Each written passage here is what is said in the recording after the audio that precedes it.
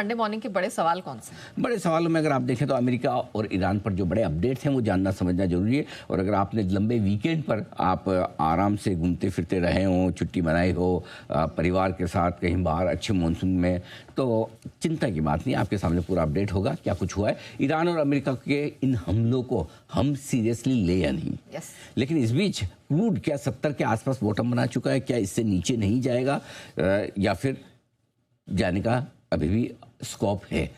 क्या कल तक जो एक्सपायरी का समय है, क्या निफ्टी एक बड़ा ब्रेकआउट दे सकता है या अटका रहेगा? बैंक निफ्टी का ब्रेकआउट जो 57,800 के ऊपर मिला था, क्या इसे कंफर्म माना जाए या अभी भी रिस्क बाकी है? निफ्टी बैंक निफ्टी का सबसे मजबूत सपोर्ट कहाँ है जिसे आपको ध्यान में रखना है? और साथ ही डीआईज और एफआईज की तरफ से जो खरीदारी के आंकड़े आए कि ये बाजार को सपोर्ट देंगे और गिरने ना दें। रिलायंस यहाँ पर 1300 के नीचे और जाकर टूटेगा तो नहीं। इसके अलावा आईसीआईसीआई बैंक और एचडीएफसी बैंक में कहाँ प्रॉफिट बुकिंग करने का समय है, अगर और मजबूती बनती है तो?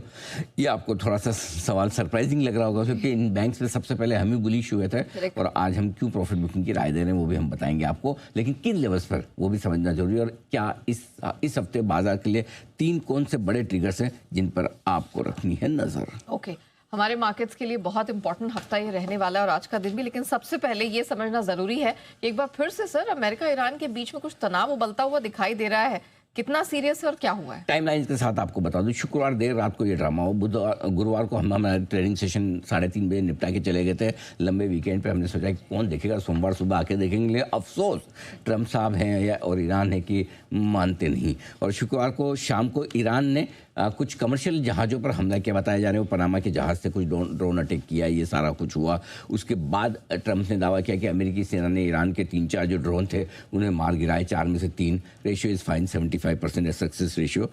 शुक्रवार की रात अमेरिका ने फिर उसके बाद ईरान पर जमकर हमला किया, जमकर मतलब तगड़ा वाला किया, ड्रोन मिसाइल सारे जितना जो करना था 4-5 बेस पर तगड़ा वाला हमला किया। ये वाला बड़ा तगड़ा था, मतलब सीज फायर के बाद का अब तक का सबसे बड़ा हमला हुआ है। और शनिवार को फिर आ जाइए, शुक्रवार की रात हो गई खत्म, अब आ जाइए शनिवार दोपहर में हॉर्मुज के ऊपर बहरीन के कुछ शिप निकल रहे थे, उस पर ईरान ने हमला कर डाला, ड्रोन अटैक किया। और ईरान का ये कहना था कि भाई अमेरिका ने हम पर हमला किया तो हमने भी आत्मरक्षा में किया, ईरान को नहीं तो बहरीन को सही। इसके बाद रविवार सुबह फिर से अमेरिका ने ईरान के 5 ठिकानों पर तगड़े हमले किए। ये सारे तो आपस में लेन देन वाला मामला हो गया इनका, लेकिन ट्रम्प साहब का स्टेटमेंट आया, वो इतना सब कुछ और ना बोले ऐसा हो नहीं सकता। उनका सिंपल छोटा सा स्टेटमेंट था भाई कि हम युद्ध के लिए मजबूर किया तो वजूद मिटा देंगे, अस्तित्व मिटा देंगे ईरान का, बस इतना सही स्टेटमेंट था। ठीक है। और इस ईरान ने जवाबी कार्रवाई में कुवैत बहरीन के बेसिस पे थोड़े से हमले किए, तो कुल मिला के अच्छे से लड़े हैं, थोड़े प्यार से, मतलब बढ़िया वाले लड़े हैं। इस वीकेंड पे लंबे समय बाद ढंग की लड़ाई हुई है ईरान और अमेरिका के बीच में। लेकिन अब वीकेंड हमारा भी खत्म हो गया, इनका भी खत्म हो गया, ड्रामा खत्म है, चालू है। अरे ऑलमोस्ट मतलब खत्म है। एक तो अच्छा बात है कि ये वीकेंड ही चुनते हैं लड़ने के लिए, विच इज़ गुड। छुट्टी के दिन लड़ते हैं तो क्या है, सोमवार सुबह आए तब तक क्या है, 2-3 दिन में जो हो गया सबका आपके सामने, नहीं तो अचानक से यही वीकडे में खबर आए ओ बम गिरा, इसने गिराया, मार्केट तुरंत वोलेटाइल हो जाए, रिएक्शन हो जाए। ठीक है ना। अब वीकेंड के बाद क्या हुआ है वो समझिए। इंटरनेशनल मीडिया के मुताबिक दोनों पक्ष सैन्य कार्रवाई रोकने को तैयार हो गए, हमले रोकने को तैयार हो गए, नंबर 1। लेकिन ये खबरें जो है ये इंटरनेशनल मीडिया की तरफ से आई, एक्सओएस करके एक एजेंसी उसने डाली है, ऑफिशियली दोनों की तरफ से नहीं है, ना ईरान की तरफ से ना अमेरिका की तरफ से। अमेरिका का ईरान से बातचीत जारी रखने का दावा है। ईरान का यह भी कहना है कि 30 दिनों में वो हॉर्मुज को युद्ध की पहले की तरह खोल देंगे। ईरानी विदेश मंत्री ने कहा लेकिन कंट्रोल हमारे पास ही रहेगा, जो कि शायद ट्रम्प नहीं चाहते। और उनका ये कहना है कि हॉर्मुज पर ईरान के कामकाज में कोई दखलंदाजी अमेरिका ना करे, ये सारी चीज़ें हुई है। अब इसका मतलब क्या है? इसका मतलब 2 तरीके से देखना है। एक तो ये कि हमारे लिए जो सबसे इम्पोर्टेंट है वो है क्रूड क्या करता है। तो अच्छी बात यह है नेहा कि क्रूड है ना वहीं का वहीं है, $73 पर, जहाँ हम गुरुवार को छोड़ के गए थे, घूम फिर के नीचे में $70 के करीब पहुंचा था, वापस प्री वॉर लेवल पे $73 के आसपास क्रूड ट्रेड करा है। तो क्रूड ने मानना बंद कर दिया कि युद्ध वापस हो सकता है। ठीक है।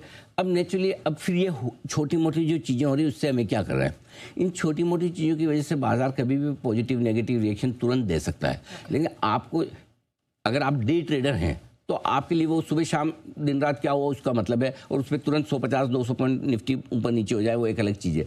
लेकिन लॉन्गर टर्म वाले इन्वेस्टर्स हैं, उनको ये मान के चलना है कि युद्ध खत्म हो चुका है, वर्स्ट इज बिहाइंड, और जब तक क्रूड कोई बड़े लेवल के ऊपर 77-78 के ऊपर ना निकले, 80 के ऊपर नहीं निकले, तब तक $2-3 क्रूड भी ऊपर नीचे हो जाना कोई बड़ी बात नहीं। $2-3 क्रूड ऊपर और नीचे होने में आप डिसाइड नहीं करेंगे मेरा पोर्टफोलियो बेच दूं या रख दूं। आपको $20-30 क्रूड के मूवमेंट पे डिसाइड करना होता है। सो एक चीज़ क्लियर कट है कि हमारी नज़र हमें क्रूड पर रखनी, चाहे आप शॉर्ट टर्म ट्रेडर हैं या लॉन्ग टर्म इन्वेस्टर। क्लियर है। दूसरी चीज़, अब ये हो क्या रहा है, इसका मतलब क्लियर है कि जो देश इतने बुरी तरह से लड़े हैं, जाहिर सी बात है कि प्रेम तो है नहीं, है तो झगड़ा ही, और कोई भी छोटी सी चिंगारी शोला बन जाती है।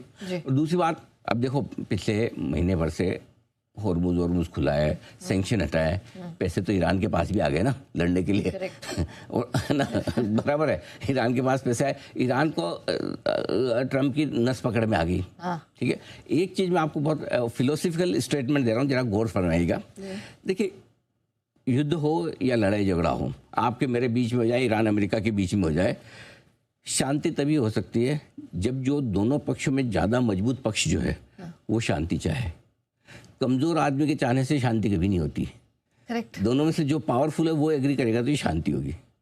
और इस समय पावरफुल दिख रहा है ईरान। सही कहा। ट्रम्प कम है। ट्रम्प मजबूरी में युद्ध बंद करना चाहते हैं, लेकिन ट्रम्प ईरान बार बार ये बताने की कोशिश कर रहा है मजबूरी तुम्हारी है, हमारी नहीं। जबकि युद्ध की शुरुआत में उल्टा था। युद्ध की शुरुआत में उल्टा था। युद्ध की शुरुआत में अमेरिका भारी था। करेक्ट। और जैसे ईरान को over a period of time पता चला कि क्यों मुझे न्यूक्लियर वेपन बनाने में, तो खाली होर्मुज भी कंट्रोल कर लूँ तो भी मैं अमेरिका की गर्दन दबा सकता हूँ। सो अभी वो अब ये है कि वो पहले वाला वन साइडेड वाला बोलने में बोल बच्चे ने हमारे ट्रम्प साहब जो मर्जी आए स्टेटमेंट देते वजूद मिटाना भाई, इतना टाइम था ना, मिटाई देते ना, फिर किसका इंतजार कर रहे थे, नहीं हुआ ना, हो नहीं सकता। सो कुल मिला के ये कि जब तक जो सब मजबूत पक्ष है वो तैयार नहीं होगा, तो अभी एज ऑफ नाउ ईरान दिख रहा है। कुल मिला के बात ये है, होर्मुज खुलेगा भी, ईरान को समझ में आ गया कि मेरे पास एक खजाने की चाबी है। आगे पीछे अब होना फ्यूचर में ये है कि जहाज होर्मुज से भी निकलेंगे, युद्ध भी खत्म होगा, लेकिन डायरेक्टली इनडायरेक्टली वहाँ से निकलने वाले देशों को ईरान को टोल टैक्स देना पड़ेगा। अब उन टोल टैक्स के नाम पे टोल टैक्स ले या कोई और तरीके से ले, ईरान को एक कमाई का तरीका मिल गया है। ये बात पक्की है। देखो समय बताएगा कि क्या क्या होता है। तो ये क्या इंपॉर्टेंट एक ट्रिगर रहेगा? हाँ, मतलब क्रूड हमारे लिए ट्रिगर क्रूड है। और सबसे बड़ी बात है कोई ग्लोबल मार्केट्स का रिएक्शन खास है नहीं। थोड़ा बहुत एशिया में आज 1-1.5% की कमजोरी है, जापान कोरिया वगैरह 1-1.5% घटे, विच इज़ फाइन, इतना तो रिएक्शन बनता है। उनके लिए 1-1.5% घटना बढ़ना कोई बड़ी बात नहीं, हमारे लिए बड़ी बात होती है। तो हम इसलिए सुस्त हैं, वो गिर रहे हैं, तो ठीक है, न्यूट्रल है। मतलब सुनने देखने में अच्छा नहीं लगता लड़ रहे हैं, लेकिन ऐसा इनके ओए भगवान फिर लड़ लिए, गिर जाए चलो अपन, ऐसा नहीं है भाई। हमारे लिए शांति ठीक है, जब तक क्रूड मेरा 72, 73, 75 के नीचे ना, मुझे स्ट्रेस ही नहीं। ठीक है, तो इस हफ्ते के लिए नई सीरीज की शुरुआत भी हो रही है, क्या ट्रिगर्स हैं? 3 बड़े ट्रिगर है जिनको फोकस करना है आपको। पहला तो जैसे हमने क्रूड की बात की, ये सब तनाव के बीच में क्रूड और रुपया देखना आपको जरूरी है। रुपया थोड़ा कमजोर हो सकता है, लेकिन थोड़ा हो, अनाप शनाप ना हो, एक तो पहला ट्रिगर ये है। दूसरा ट्रिगर आपका ये, कल निफ्टी बैंक निफ्टी की मंथली एक्सपायरी है और हम ऐसे लेवल पे है निफ्टी में, मेक और ब्रेक लेवल, बार बार वही गैप वाला लेवल 24,000 के आसपास फुल टाइम पास चल रहा है। करेक्ट। ठीक है, तो दूसरा है। तीसरा जो बड़ा ट्रिगर एक बन सकता है बाजार के लिए, जिसकी वीकेंड पे बहुत जरूरत से ज़्यादा चर्चाएं थी, अरे भाई साहब इतने फ़ोन तो मेरे को है ना ट्रम्प के स्टेटमेंट पर युद्ध पे नहीं आए जितने कल आए, परसों आए। कैबिनेट में रीशफलिंग हो रही है, मंत्रिमंडल बदल रहा है, कौन आ रहा है कौन जा रहा है, इसका क्या होगा उसका क्या होगा, ये मिनिस्टर कौन बनेगा, FM बदलेंगी नहीं बदलेंगी, ये होगा नहीं। अरे भाई जो होगा पता चलेगा, शांति रखो ना, होगा। मतलब पूछ तो ऐसे रहे जैसे मुझे ही पता है सारा मोदी जी के बाद में मैं बोला मोदी जी मुझे पूछ के करते हैं कि कब करूं, किसको हटाऊं ये भाई साहब इतना ट्रैक रिकॉर्ड तो देखो। आज तक मोदी जी ने जितने CM बनाए हैं, जितने मंत्री बनाए, खुद CM को हवा दी थी कि मैं बनने वाला हूँ। हमें कैसे पता होगा, लेकिन ठीक है, फिर भी क्या है, लोगों को गलतफहमी कि हमें ज़्यादा पता होता है और इस वजह से पूछते हैं, तो फिर भी हमें जितना पता होता है उस हिसाब से बता देते हैं। एक दो थोड़ी बहुत इधर उधर दे देते हैं, हाँ ऐसा होगा। अब पता कुछ नहीं, किसी को नहीं है, होगा नहीं होगा, कब होगा, कितना होगा। लेकिन 17 जुलाई से, मेरे ख्याल से 17 जुलाई से मानसून सत्र शुरू हो रहा है, तो तब अभी 17 जुलाई में टाइम भी है, 15-20 दिन है आपके पास में, 2 हफ्ते का टाइम है। तो ये एक जब भी होगा, जो जैसा भी होगा, ये एक बड़ा ट्रिगर होगा। अब इस हफ्ते होता है क्या होता है क्या पता नहीं, अब कब होगा किसी को। और